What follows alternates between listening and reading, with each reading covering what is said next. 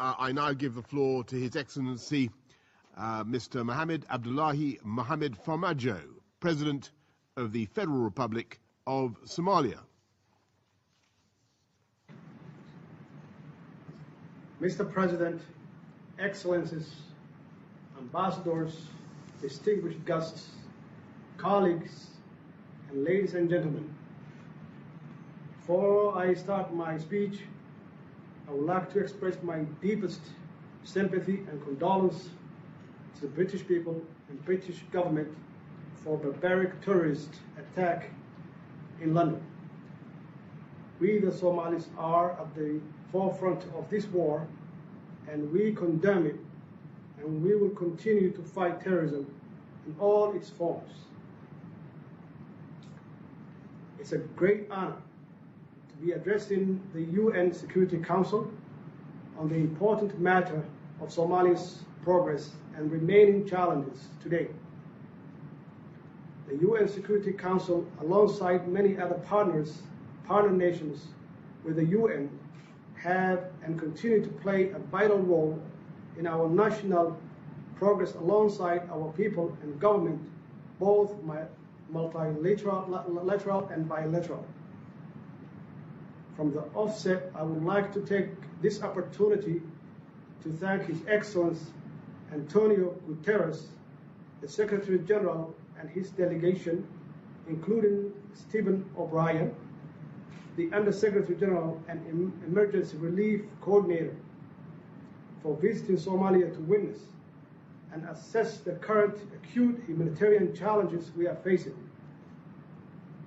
I much welcome the statement of His Excellency Michael Keaton, the UN representative in Somalia, and agree that while there are immediate and long-term challenges to overcome, there's also much to be hopeful about as we are making tangible and sustainable progress politically. Mr. President, the progress made in Somalia can be difficult to meet the challenge of drought and humanitarian crisis, both in our country and within the region. But we must not forget it and give way to simply doom and gloom. We in Somalia strongly believe that socioeconomic and political gain must go hand in hand with good governance to achieve sustainable development for all our people.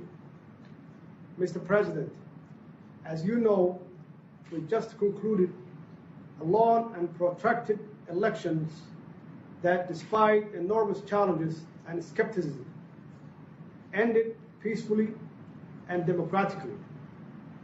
On the 22nd of February, I appointed Hassan Ali Khaire as my Prime Minister, and the Federal Parliament endorsed him unanimously. He in turn formed a competent cabinet just 2 days ago. I'm optimistic that Parliament will once again support the new cabinet so we can get to work, starting with tackling the drought that is currently wreaking havoc in our nation. Somalis were among Africa's first democratic, and we have completed our first successful national elections in decades on 8th March 2017. This election saw the incumbent president, His Excellency Hassan Sheikh Mohamud, graciously accept the electoral outcome to elect President Mohammed Abdullahi Farmaajo, and his speech to all delegates strongly encouraged all Somalis and other stakeholders to work with and support the new administration and under the new president. Mr. President, for the first time in history, we have almost 30% women representation in our parliament. This is a substantial improvement from 14% in 2012. Furthermore, the number of young lawmakers has increased, and there is a healthy number of diaspora parliamentarians, which is a great indicator that our people living across the world are going to have an even greater impact than they already did through remittance in shaping the direction Somalia takes going forward. The new cabinet also reflects greater proportion of women and youth who are the bedrock of our society. Mr. President, among the many pressing priorities for my administration, responding effectively to the current humanitarian crisis tops the agenda. Almost half of my people are facing acute food shortages, and about 15% are facing famine. I am truly saddened by this situation, as the Somali people are proud, generous, hardworking, and truly resilient. They would have been the last to ask for assistance if they could somehow find a way to survive and beat their reality. However, it stands men and women and children walk for miles and hours in search of food and water, and many have fled to their urban centers in search of support, which our government is desperately trying to provide with assistance of international community. So many people's livelihood, especially livestock, have perished, and we are left collectively to plan a better future together in the aftermath of this humanitarian crisis.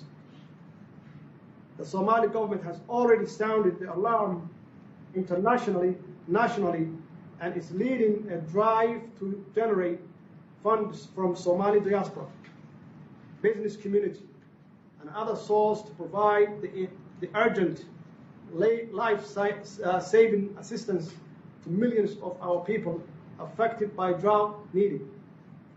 A few weeks ago, I declared the current drought a national disaster to unleash our institutions to act urgently. The Prime Minister chairs the National Drought Committee, which is successfully mobilizing and organizing Somalis in the country and in the diaspora to collect funds and support their brothers and sisters affected by this devastating drought. The response from the Somali people and the international community has been tremendous, and we are working with the humanitarian community and valuable partners to address the issue. We kindly request that all those who can support this effort further. Your support and generosity will be noted not just by the Somali people, but by history. Given the regional nature of the drought, it's important that sustainable region-wide resilience and early warning and intervention strategies are created, and where they existed, enhanced. We must ensure that we increase resilience of communities and develop sustainable solutions for environmentally induced disasters like this drought and priority. In this regard, we have now created a new ministry exclusively focused on humanitarian response and disaster management. And in our National Development Plan, we have an entire chapter focused on resilience and long-term strategy to mitigate cyclical droughts. In this desperate fight to avert this and other droughts, it's crucial that neighbors share ideas and experience bilaterally and multilaterally through the UN and regional administrations like IGAD. Only by doing this can hope to mitigate the devastating damage caused by droughts in East Africa. Mr. President, the humanitarian response to the drought is somewhat challenging in the certain places because of the insecurity posed by terrorist groups, Al-Shabaab. However, we are determined to defeat this terrorist group. I can confidently say that Al-Shabaab, with the courage and sacrifice of Somali National Army and AMISOM troops, have been weakened substantially. In this fight against Al-Shabaab and international terrorism, we are grateful for the continued support of AMISOM troop contributing countries, valuable international partners, including many members of Security Council, and to the Somali Security Service, who are growing in strength and ability daily. While we are grateful for all the support and sacrifice of AMISOM, we understand that the only way to protect our democracy and development against evil spoilers is to rebuild our national army, police, and other security services. I can assure you today that this is our goal and we will achieve it with your continued support. We are working with our partners to develop a clear roadmap for the reduction of AMISOM forces, all the while we increase both quality and quantity of our security services. In this regard, I would like to ask members of Security Council to work with us on the roadmap to full lifting of arms embargo. This roadmap will be presented in the upcoming London conference in May. Ladies and gentlemen, and Mr. President, achieving sustainable peace requires more than physical security. We must invest in education, jobs, and skills to overcome the many challenges Somalia faces.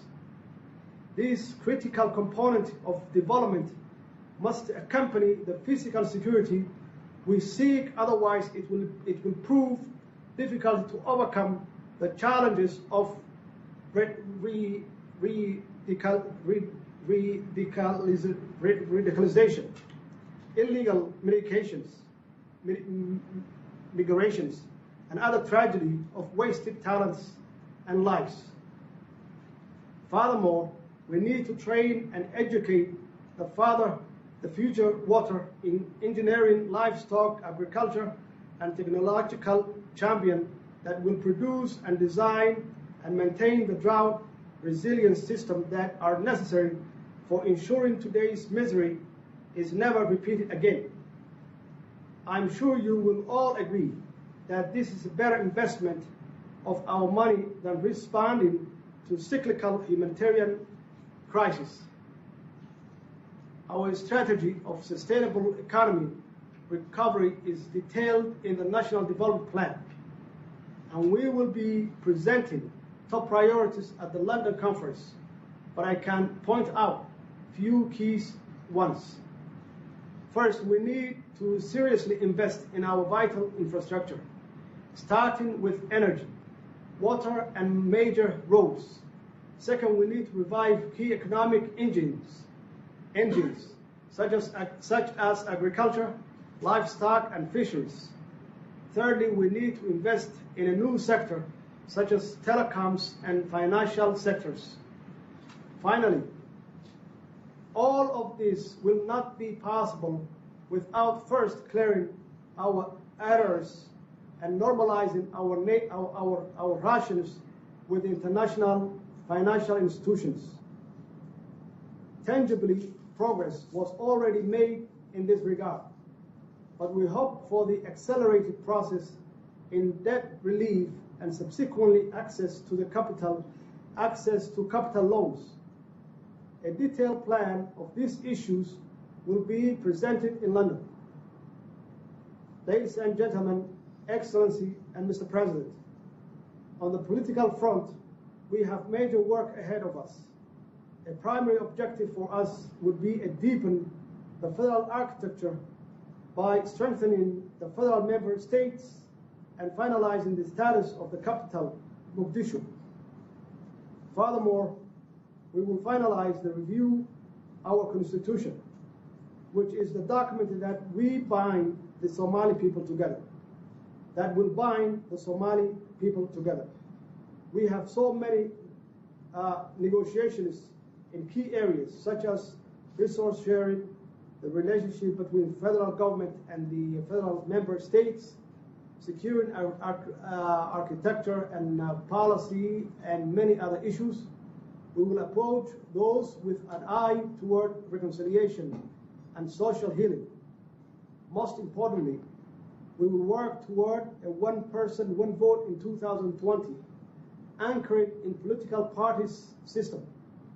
That's the only way to make our political system more transparent and truly democratic.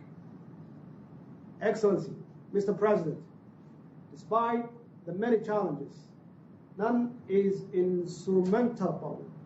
The Somali people are resilient, patient, and ready to do the heavy lifting for their own progress.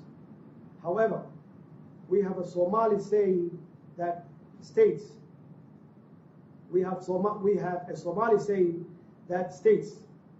one finger cannot wash with your whole face.